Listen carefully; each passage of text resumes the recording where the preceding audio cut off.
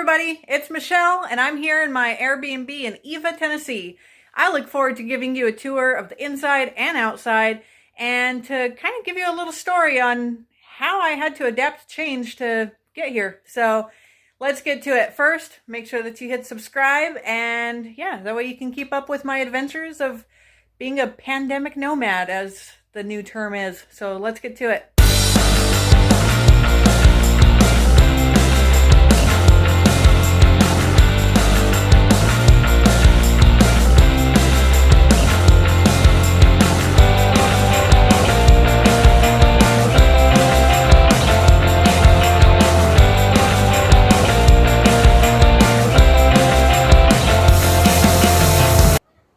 Hey everybody, welcome to my Airbnb here in Eva, Tennessee.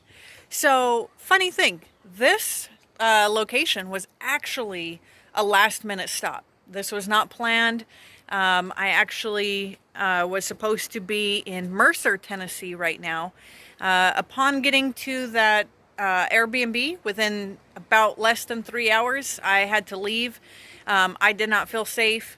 Not trying to put anybody out there, so I'm not going to give too much information about the location or which specific Airbnb I'm talking about.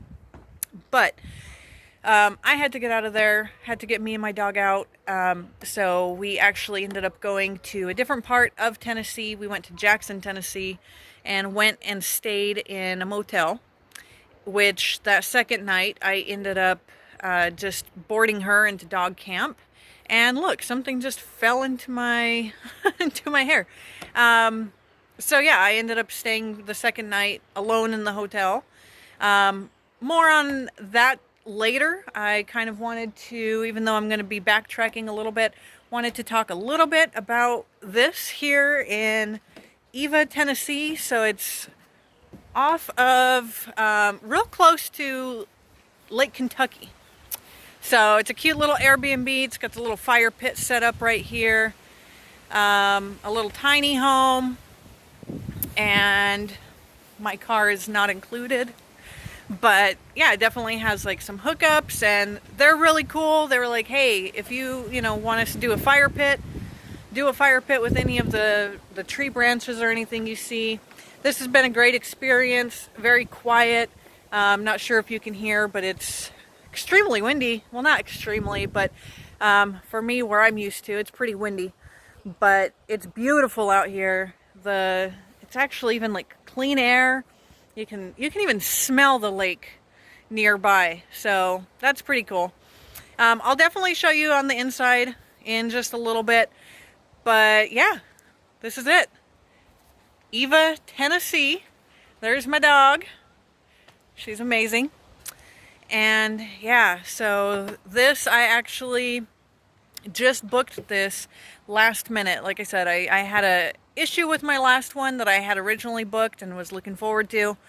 But thankfully this one was available within the next few days. So I only had to spend a couple nights in a motel room.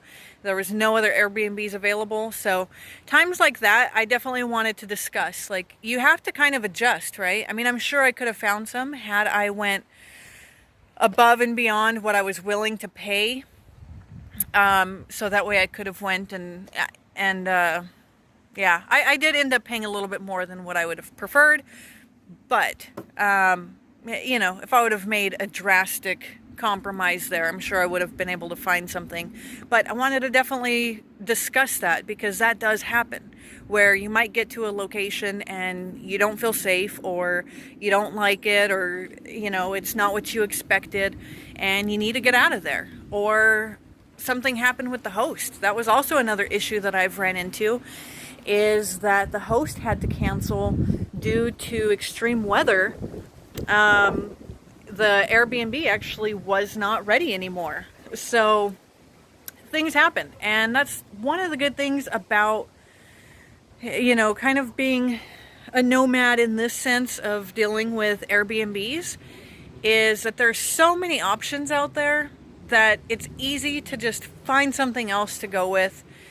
Whether it's in a different location, a similar location, you want to stay off the grid, or even that you want to stay in big cities. There's so many different options for you to choose from. It's not always cheaper than a motel, but for me personally, I always say that I have to have the whole place to myself. I don't want to do the shared space. But that's primarily just me and my dog. You know, I just don't want to have to go and share space with somebody. But honestly, if I was backpacking just by myself, I probably would consider it.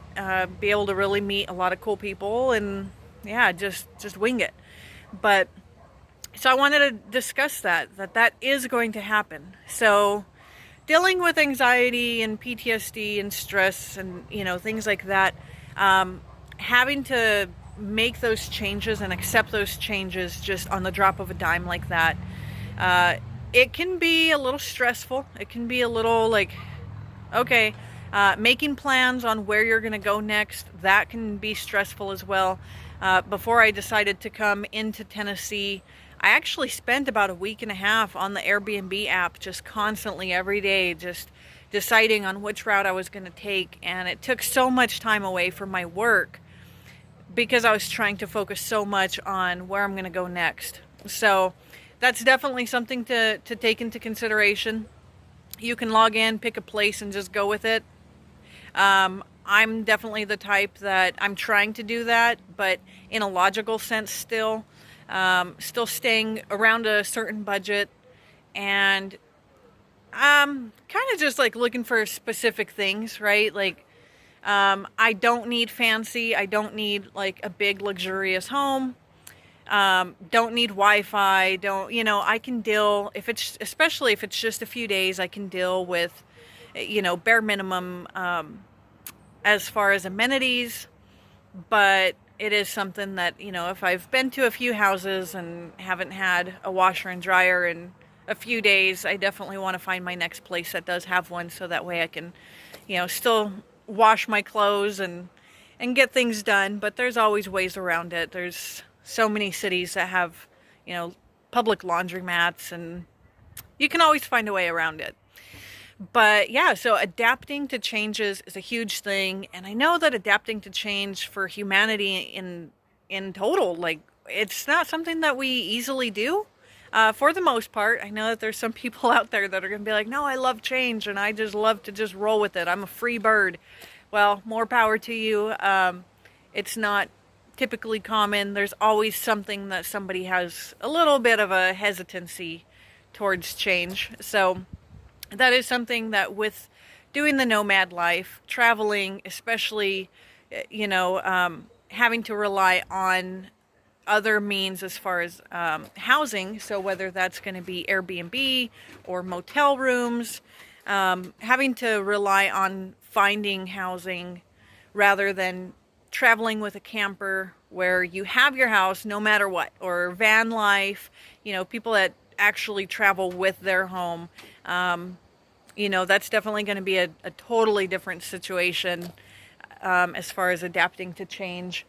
But yeah, so that's definitely something to look out for. And let's go check out the inside of the house. All right, guys, here we are. Quick tour. So we got the kitchen with the TV over there. It's a small little studio, just a little tiny house. So it's super cute. Got the queen size bed. Got a nice little patio out there, as we already saw. Nice huge yard. I think it sits on an acre. So yeah, this is going to be my next spot for the next few days.